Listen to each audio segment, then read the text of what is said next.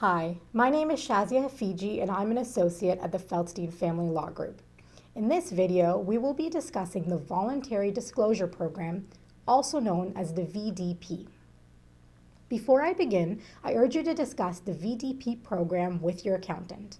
There are restrictions, time periods, and calculations that require the involvement of an expert.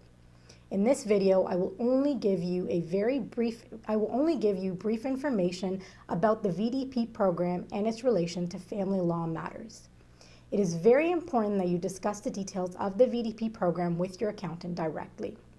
So, what is the VDP program?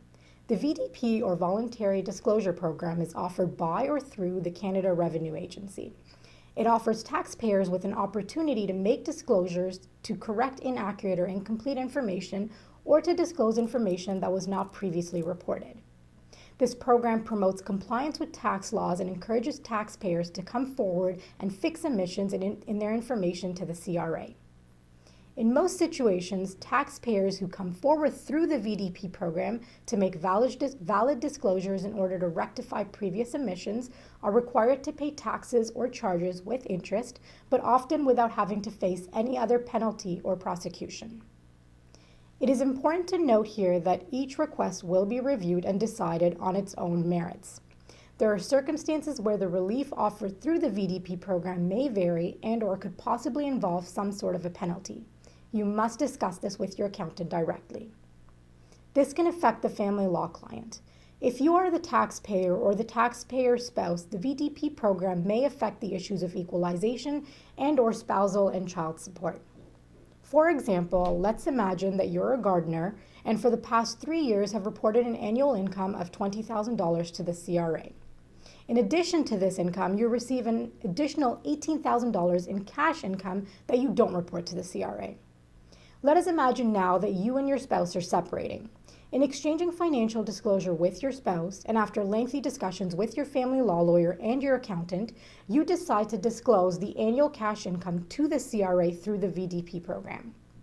Assuming that your voluntary and updated disclosures are approved by the VDP program and/or the CRA, you may be required to pay the CRA any unpaid taxes, including any interest that may be owing. This may or may not affect the equalization payment, and you may list the amount owing to the CRA as a debt on your sworn financial statement.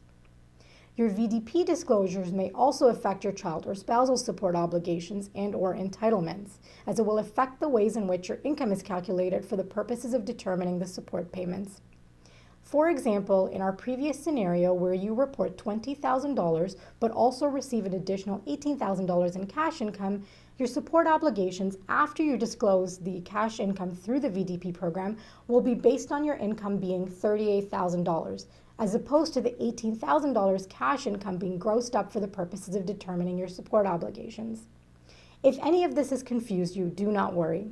Most people are unaware of the VDP program and/or its effects on family law matters.